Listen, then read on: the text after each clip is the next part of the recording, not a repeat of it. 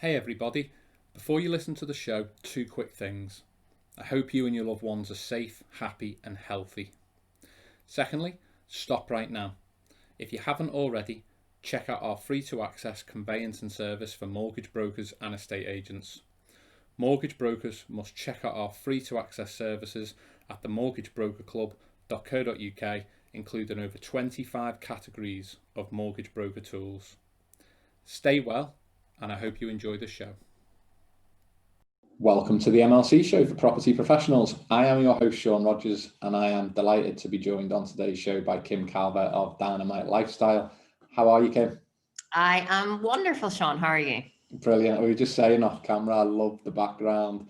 For those, if you listen on a podcast or something else, you're missing out by not seeing how funky Kim's office is. It's amazing. So how have things been in this crazy year? How are you?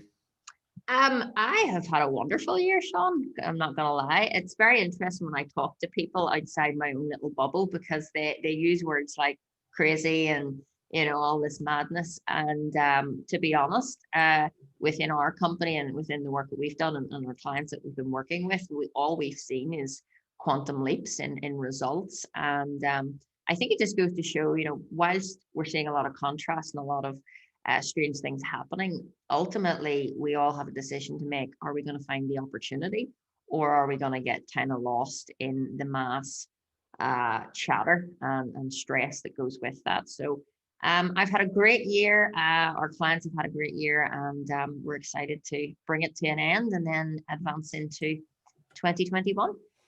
Brilliant. And before Dynamite Lifestyle was the gorgeous, beautiful, sexy brand that it is now. What was your sort of working career like? What were your experiences like? What was your life like in the lead up to that? Yeah. To put it very bluntly, I was kind of very like everybody else. I had been brought up in a home to be taught, work hard, study hard, get a good job. If you get a job with a pension, you are absolutely landed, and hold on to it. So I actually spent 9.5 years as a clinical nurse specialist, working in psychiatric nursing here in Northern Ireland with young people. And whilst it was a great job, I was earning 35,000 a year. I was working 37.5 hours plus all the hours that we don't count, which we always end up working.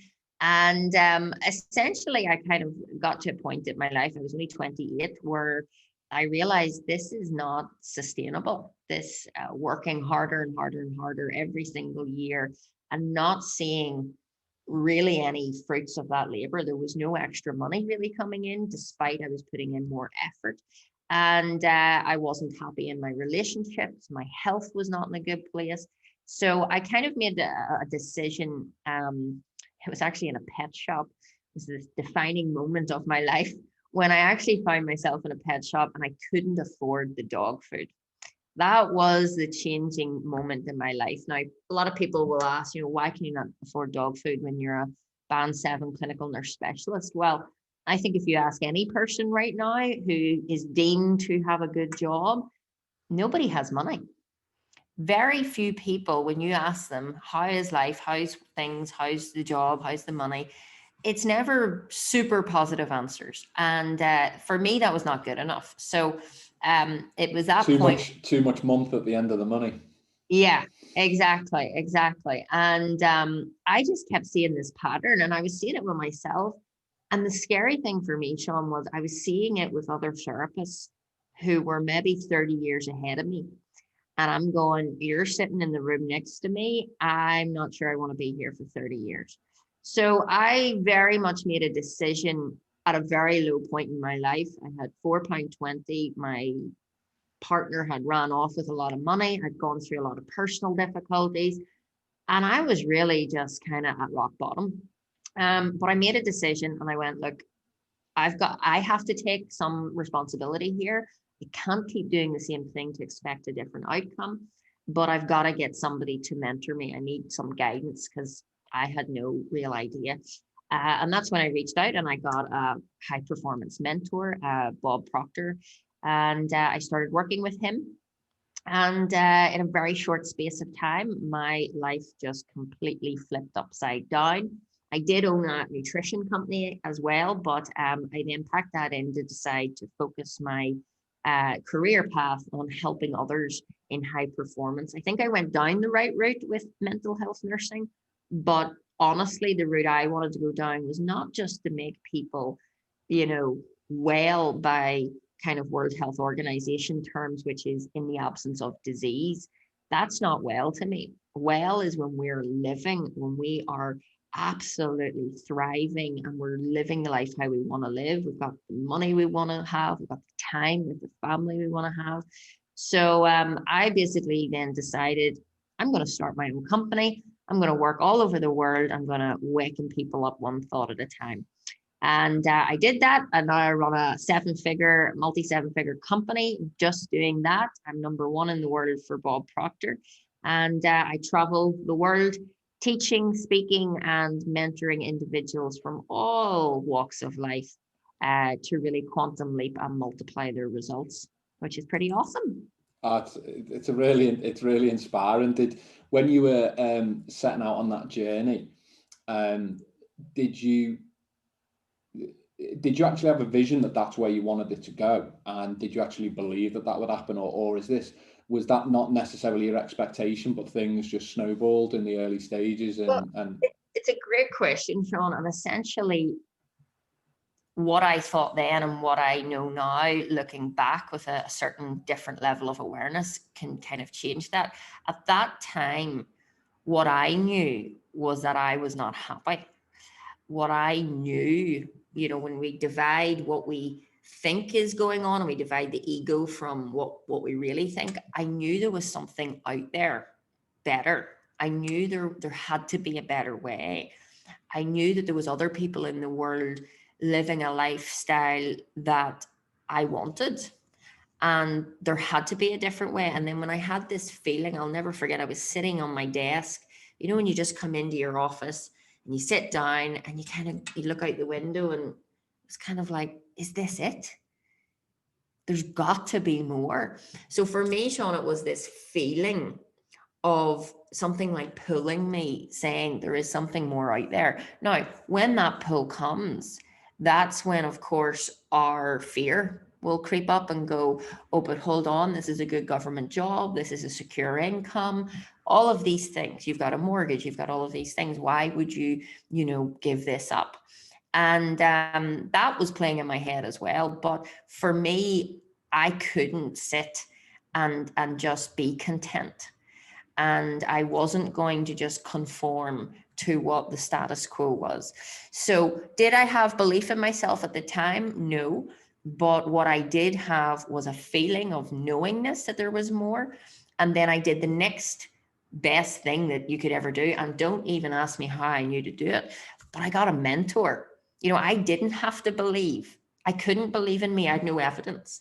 But what I could believe in is somebody else who was showing me a direct process to follow, who demonstrates by results. So thankfully, I was somehow smart enough to find somebody who could lead me down that path of success. Brilliant. And what was the first day, night moment when you went, yes, that's a turning point, or that's the work that I'm doing with my mentor? That's the moment, if you like, where I realized that this is going to have an impact upon me. Because I'm imagining that you when you first, I don't know whether you had a phone call or a meeting face to face, but I imagine you going into that with a bit more hope than expectation. When did the hope go? And it was like, wow, this is going to be brilliant. Well, I'm not even sure I went into it with some hope. I went into it absolutely terrified, because you got to put yourself in my position. I was 28 years old. I was a nurse. I have no business background. My dad was an entrepreneur, so I grew up in that environment, but I had no idea. I'm also dyslexic. I absolutely hated school. I still don't know my times tables. So for me to say, I'm going to go and start a company in business, working with some of the top CEOs and multimillionaires and help them with success, was a joke. Everyone around me laughed at me. I didn't even tell my parents. My friends thought I was crazy. All the other nurses were like, just get her out. And there's me running around going, I'm going to do this. Now, I have done it and it's wonderful. But the defining moment for me when I realized I was in the right place was I was in America working with Bob, and I was in a seminar. And he said one quote, and man, did it make an impact. And he says, if I want to be free, then I've got to be me. Not the me that you think I should be, not the me my dad, my mom, my parents, my wife, my husband think I should be. But if I want to be free, I've got to be me. So I better know who me is. And that broke me because I hadn't a clue who I was.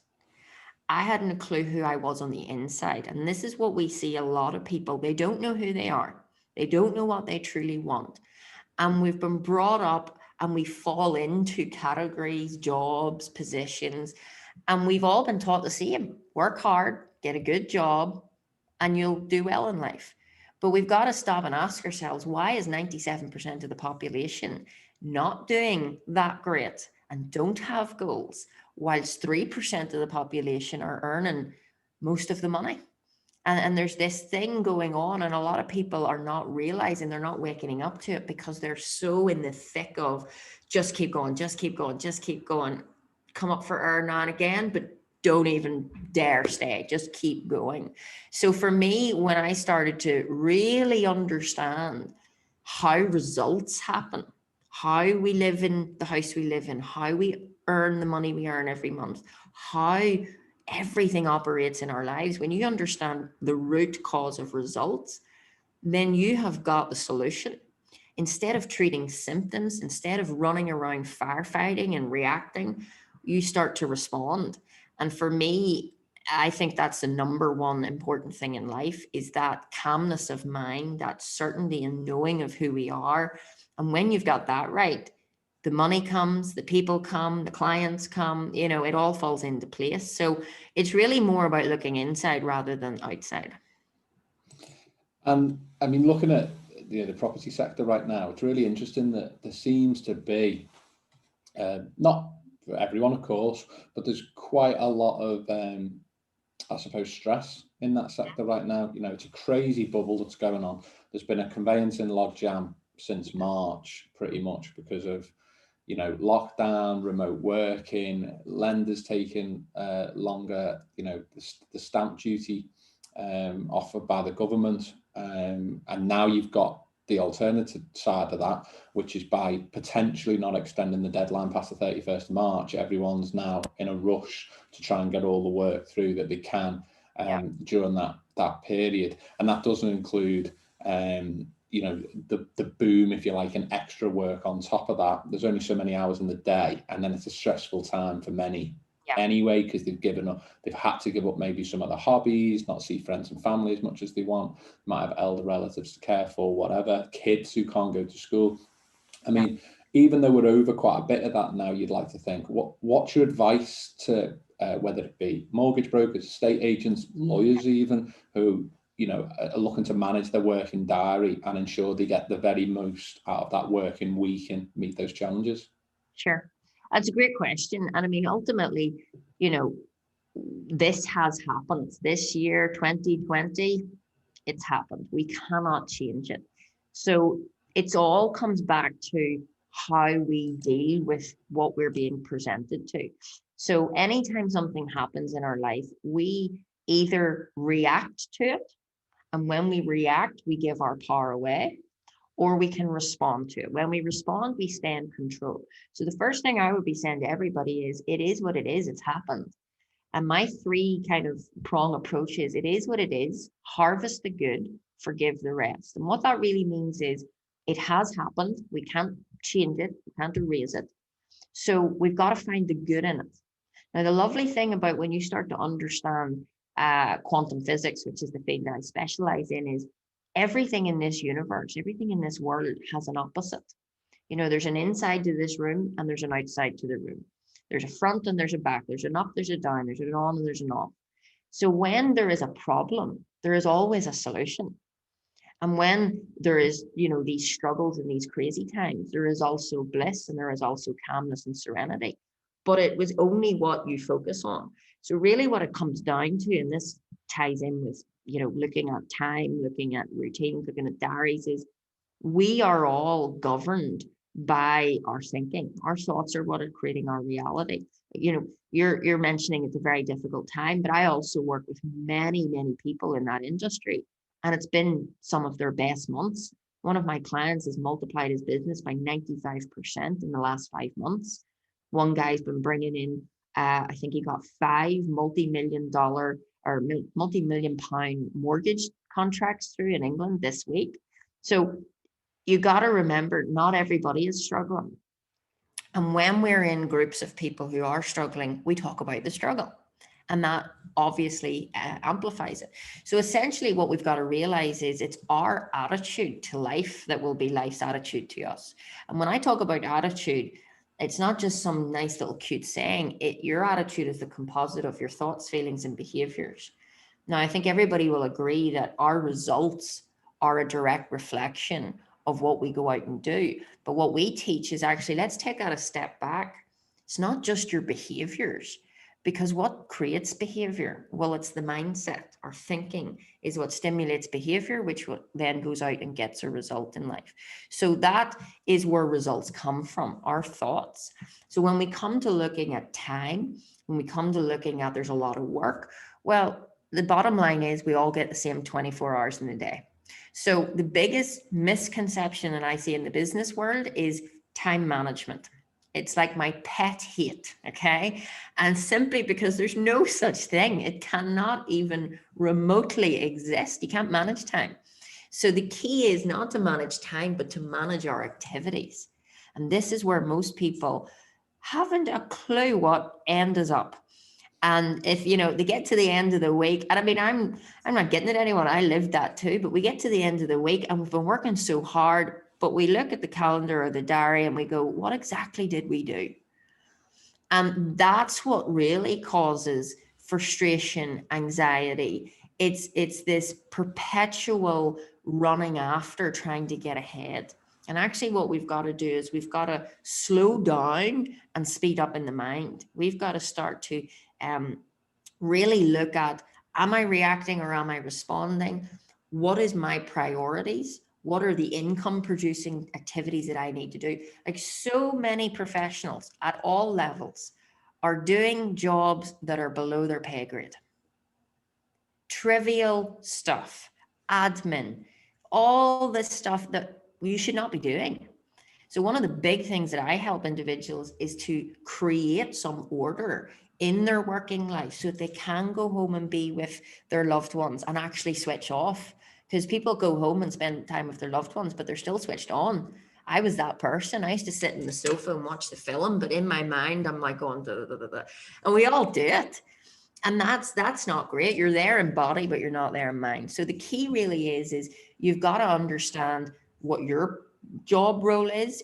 If you need other people, like I have another like little 3 Ds to remember, you either do it, you either delegate it, or you ditch it. And we don't do that enough, because the things that we need to ditch, I mean, we're missing things anyway. So you might as well ditch them or delegate it out to somebody else. So the key is we've got to stop trying to fix things on the outside. The solution to all of our problems is internal, because it's our thinking, it's our habitual patterns, our habits and our beliefs and our confidence that is actually what is creating our results in life. Yeah, like you say, if you're going to be at the party, be at the party, isn't it? Exactly. And I think it's interesting what you say. I mean, I must have spoken to, I reckon this year, and I'm not joking, I reckon I've probably, I would say between 300 and 400 people, I would say either self-employed or at management level, or even at 15, 20, 30 million pound turnover organisations, and across a number of different sectors. That includes legal, insurance, property, software. And it's amazing that, and this is kind of what I used to be like, in that all of them pretty much start any conversation or anything along the lines of, I haven't got the time. Yeah. Or not for what I'm asking for or whatever. I just say, how are things? And it's basically, I'm rammed or I just haven't got the time. And I'd say it's probably 50-50, but probably 60-40 in terms of whether I'm sort of looking at, not selling, but whether I'm looking at a partnership with them and it being mutually beneficial. Yeah. Probably 40% of the time, it's probably the other way around in the way that this year's gone. And I find it interesting because if I judge the sort of 40% portion that are sort of approached me, Yeah. or the companies as an example, I find it really interesting. They've approached me and I'll go, okay, this is, let's proceed. And it'll end up being me potentially chasing them, if you like.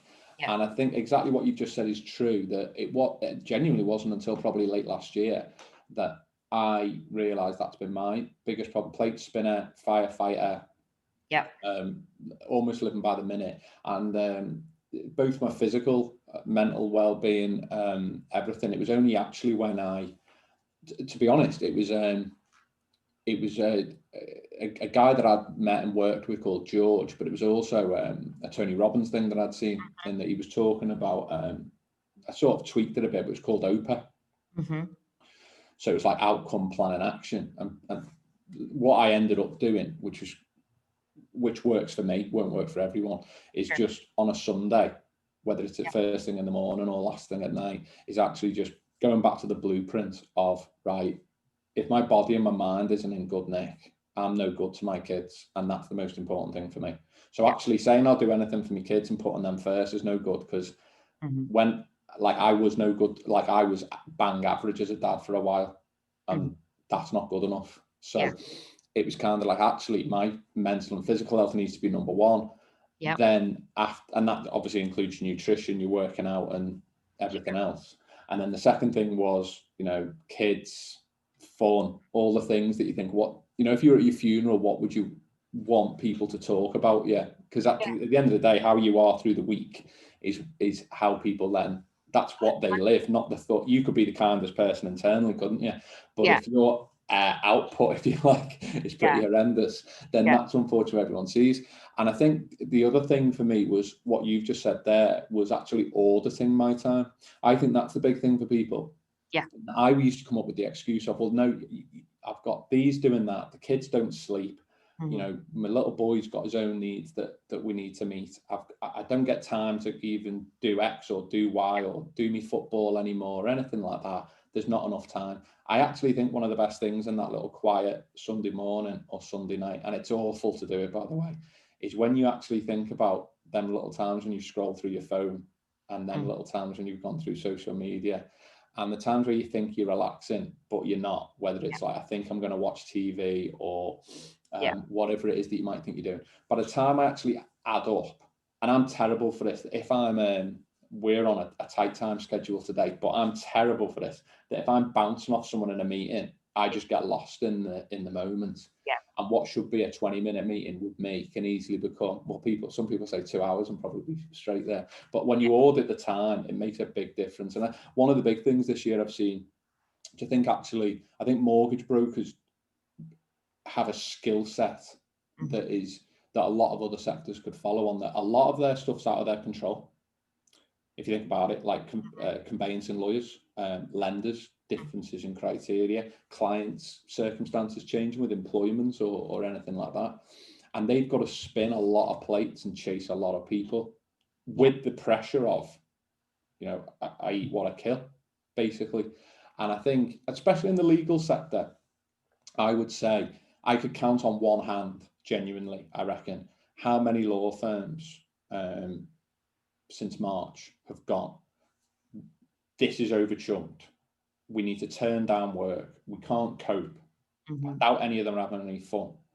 And I can count on one hand how many firms that I'm aware of, and I'm talking hundreds here, that have actually changed their internal structures or done something internally to relieve that pressure. That's exactly what you, like, literally the majority of that market is just stumbling one day to the next, and they haven't taken the handbrake off and go, we're going to take 2 hours out, or we're going to find 2 hours to have a meeting to sort this and grow and take advantage of this opportunity and actually, like, update clients more, get in touch with them more, deliver a better service more. Whereas actually, there's a few exceptions, but mainly through the market, you've just seen complaints about lawyers this year rise, sadly.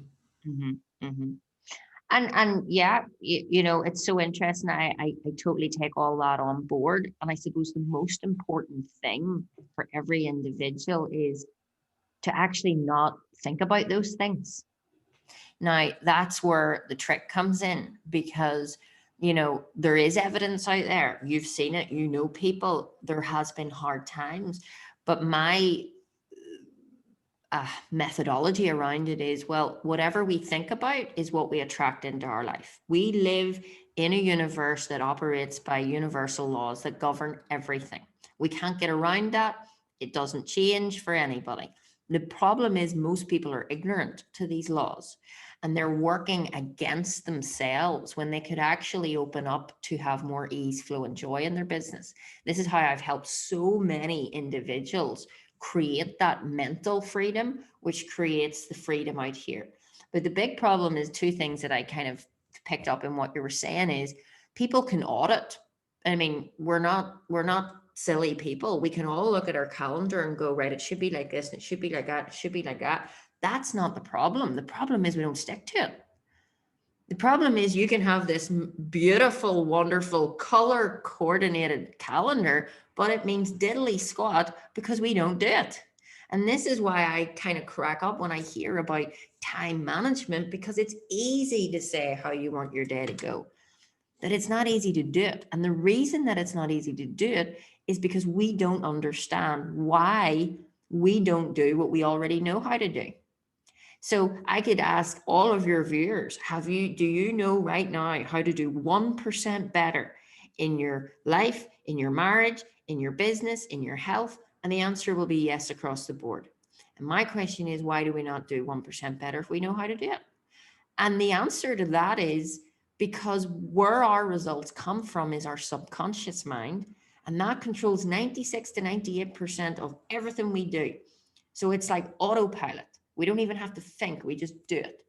But our conscious mind, which is where we do think and where we have our intellect, it controls 2 to 4%. So we build this diary with our consciousness, or 2 to 4%, and go, yep, this is perfect. I'm going to do this. I'm going to get up early. I'm going to go for a walk, and I'm going to go to the gym. And I'm going to do all these wonderful things. But when the time comes and the alarm goes off, the internal mechanism, your subconscious mind, which is in more control, 94 to 96% of your behaviors, it clicks in and goes, no, you roll over and hug the pillow. Or you roll over and worry about your workload. So we have these thoughts and this unconscious dialogue that's running all the time. And the other part to that is, and why most people don't slow down, is because it's governed by fear. They're worried about money, because no matter who you are and what you say, money is very important. It's not the be end and end all. It does not make you happy, but it does make the world go round, and it is vital for our economy, and it's vital for us. But in this world that we're living in at the minute, the money has not changed. Nothing has changed. Money is the exact same. What has changed is circumstance. Now, when you understand what money is, and money is energy, that's all it is. That's all that it is energy. Then you can start to crack the code, because real wealth equals ideas and energy. So the people that are going to emerge into this new economy, and I mean, this isn't the first time this has happened. You read the books, Think and Grow Rich, you read all of those books, they talk about the great depressions that follow. The roaring 20s. Exactly. The 1920s, everyone was living it up. Yeah, totally. But there's the same amount of money then as there was now. Now, that's the part that people kind of go, what does that mean? That doesn't make sense. But money, like the money we hold in our hand, is just paper and coins. That's currency. It's a symbol. Money comes from ideas. And that's where you can become very wealthy. Ideas of how to give more value to your clients. Ideas of how you can restructure your business. Creative thinking is what takes us out of the competitive way of working. And that's who is going to lead. That's who's going to win in the new economy, because we're not worried about what is. We're not thinking about all the doom and gloom. We're over here focused on the solution, focused on how we can create, because the money hasn't changed. Now, what I would say on that is I do think that the money and whose hands it in is changing. I think we're going into one of those areas of life where it kind of flips. And since 3% of the population are earning most of the money, I think that 3% is going to change. And I think this is now our opportunity to decide, do you want to be in the 97% who earns 3% of the money, or do we want to be in the 3% that earns the 97? So I know what group I want to be in, and that all comes down to my thinking and how I operate on a daily basis. How would you recommend people keep over delivering to clients, to try and maximize repeat business and word of mouth referrals? Unfortunately, in some sectors, when people are busy and stressed, sort of customer service can be one of the things that suffer. So, in such a competitive environment, what would your advice be for people to make sure they do over deliver for their clients and maximize that so they get that repeat business and word of mouth referral? Yeah. And I suppose it's a complex answer. It takes a wee bit more time. But what I would say is I don't think businesses have any problem in doing it. I just think they don't do it. You go into any business this week and go into any boardroom, I guarantee you they are talking about problems. I guarantee you they are talking about how do we get new clients. And this is where we've got to really realize is if we cannot treat the people that we've already got well, if we can't have a gratitude and a grateful attitude for these people, you're not going to attract new customers. That's just the fundamental laws. Okay. So what we've got to really put our time and energy into is not putting people off work and taking their jobs from them. We should be developing people. So our staff and our team first, we need to develop our team, not manage our team. And once we have locked in and a company has locked in their team, and I think every business owner should know their team's goals. Like not often enough do we talk about goals. And yet goals is what helps people grow and expand. So when you have a team working in harmony with the company goal, then as a part of that ethos and that attitude, you then spend more time in those board meetings, not talking about what wrong and why it happened and how awful it is, but let's again flip over into a creative way of thinking and think, how can we deliver more? Now, I don't know the answer because we're talking to people of many different companies, but your people know the answers. In fact, you know the answer. The difficulty is we haven't stopped to think because we're firefighting. So the answers are always here. When there's a problem, there's always a solution. We just have to be thinking on what I would call the right frequency. If we're tuned into Radio 1, I can only hear Radio 1 music. If I want to know what's on classical FM, I got to tune into classical FM. Well, our mind operates on frequencies. We think on frequency waves. So if you're on the frequency wave of a problem and worrying about money and all the rest of it, do you think you're going to hear the answer of how to deliver more and how to attract more clients? No.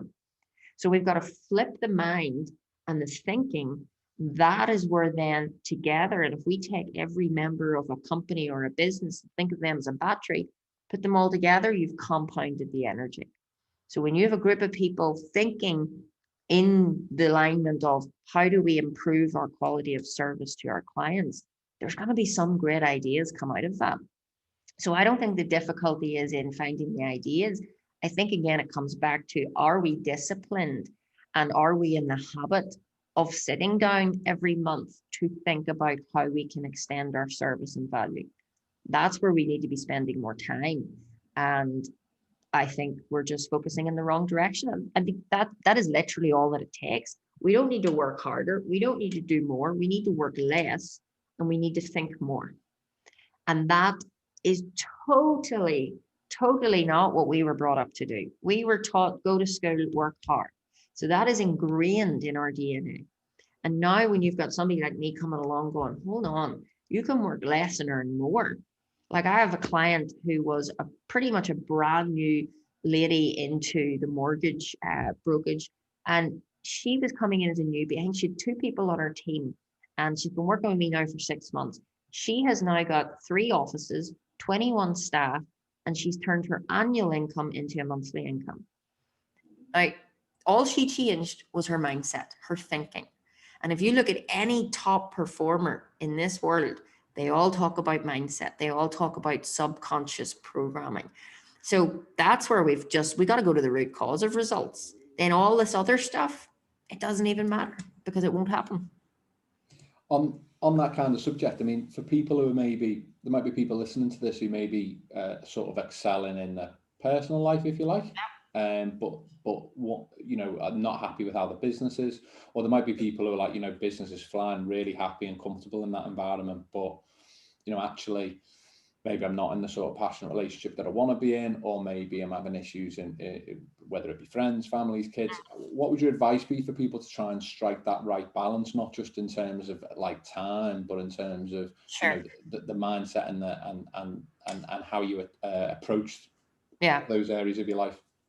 Very simple. I would say take yourself off for a day or an evening with a pen and paper.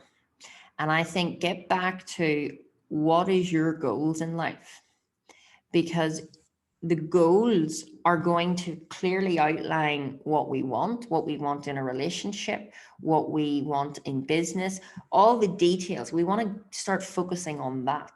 Because again, if I just bumped into somebody and I said, well, how's business?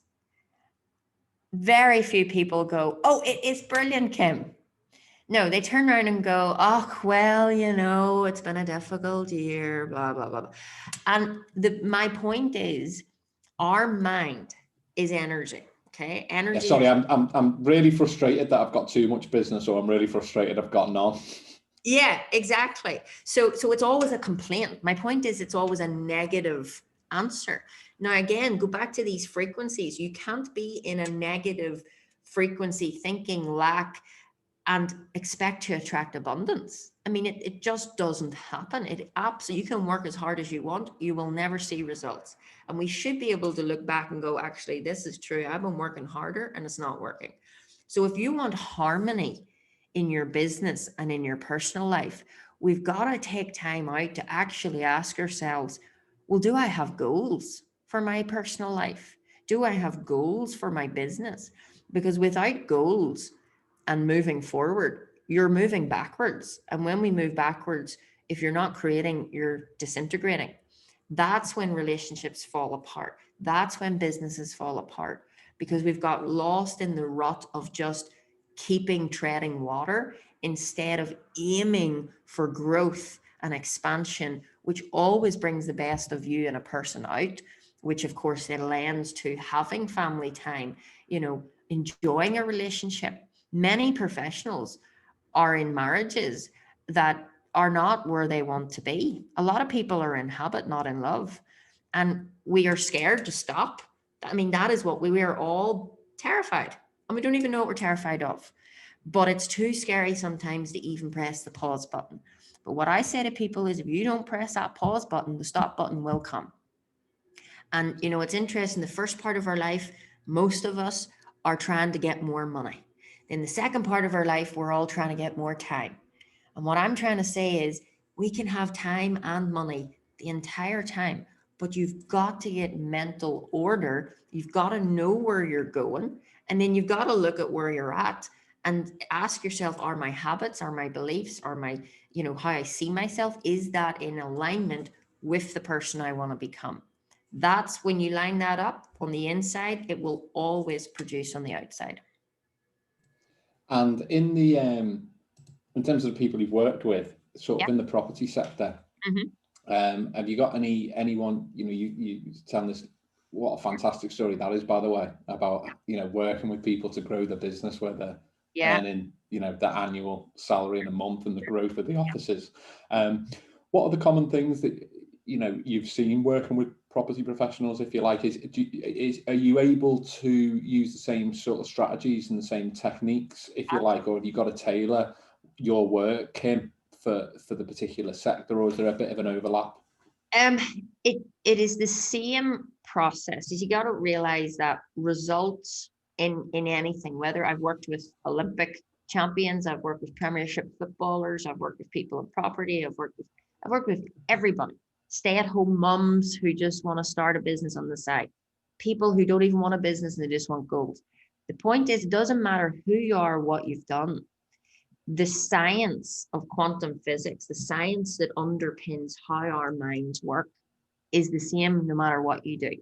So when you're working with human potential and performance, we all work the same way. It's up to you if you want to be in property, go to property. But at the end of the day, we all want more clients, we all want more time, we all want more money. Freedom is what really we're all searching for. But freedom in a way so that we love what we do and we get to show up and create. So it doesn't matter who you are or what you do. The fundamental of each of us as human beings is that we all work the same way, but we forgot that we're human beings and we've now become human doings, you know. And also, you know, depending on your age range, shall we say, you're going to be more, you know, this is a whole load of rubbish. You know, if I think of my dad, who is in his 70s, a very successful entrepreneur in his day, he just thinks I'm absolutely nuts. But yet what I'm trying to say to him is, well, Dad, hold on a wee minute. I'm driving around in that Ferrari that you always wanted and never bought. So how am I the one that's nuts? You know, and I was working with a guy who is actually around to yours on Christmas Day. That'll be interesting. I know. But I was working with a guy who was you know, an older gentleman, and he came to work with me and he said, look, Kim, I'm a wee bit pessimistic. I'm not sure if this is real. I went, that's okay. Let's just try it.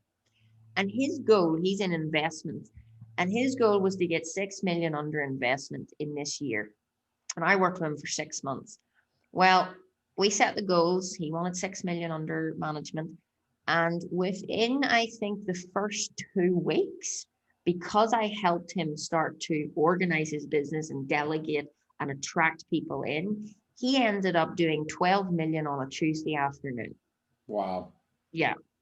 And it wasn't because he went out and found all these people to get money. He found one person that was able to find all the other people. So what we've got to realize is it's all about masterminding. It's all about being with the people in that high frequency, working with the 3%.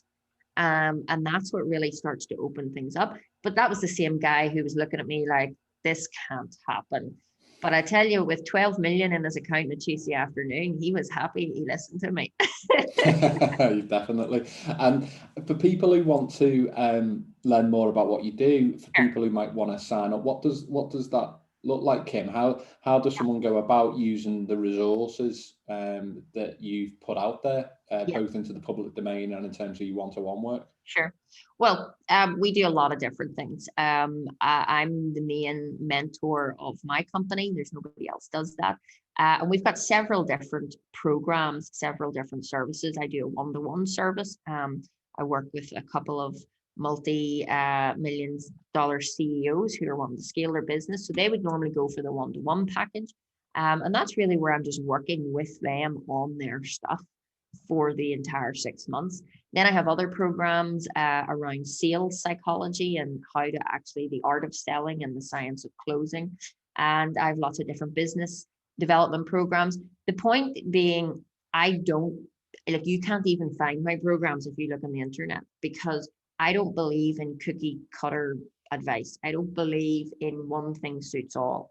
Yes, it's the one science, but what we do and what we specialize in, why we get good results, is we talk to people. I find out where you're at, and if I can help you, I will. If I can't, I'll signpost you. So really, if anyone's listening to this and this has piqued their interest, reach out, book a call. We can have a chat and figure out a plan. And if it fits, great. And if it doesn't, then no harm done. What does the next 12 months look like for you and Oh, it's getting big. It's getting big. The next 12 months looks, well, some of it I can say and some of it I can't say, but let's just say it's going to be big. Go on, tell us. There's going to be, there's non-disclosures been signed and everything. That's how big it is. But the next 12 months for me certainly is to take the business over 21 million. That's my personal goal. And we're going to be doing that and expanding our services all over the world globally. We've a new ambassador team coming on board. And I've just launched my other company, Dynamite Digital, which now allows me, because I see clients coming in, they get all these creative new ideas, especially actually because we were talking about referrals. One of the big things I see in this marketplace is it's all word of mouth. And that is amazing. That's gold. But what about all the other people that want your services as well? And we get so busy serving the referrals. We need to have systems in place that are also catching all these others and bringing them in. So what I have seen in my business is there's a lot of systems and processes missing to help people leverage their time. So we've built a company, Dynamite Digital, which now provides platforms for people to have lead generation, CRMs, landing pages, sales pages, all of that stuff. So yeah, big things. It's all very exciting. And I'm going to be probably in America, hopefully in the middle of the year, working with Bob Proctor. A quiet 2021. I know, not much happening. Bless you. Well, that's it for this week, everyone. Thank you so much, Kim, for giving up your time. Really enjoyed that personally, and you've been an absolutely fantastic guest. Thank you so much. Please go and check out Kim and Dynamite Lifestyle. You can go on the website. We'll be putting stuff out on social and on our website too. We're a big fan of Kim and her team, and you'll find plenty of information across all our social media channels. Please share and spread the word about the MLC show for property professionals. If you're listening on Apple Podcasts, please hit us with a 5-star review. And remember to check out the products and services at themortgagebrokerclub.co.uk. But more importantly, please stay well and take care.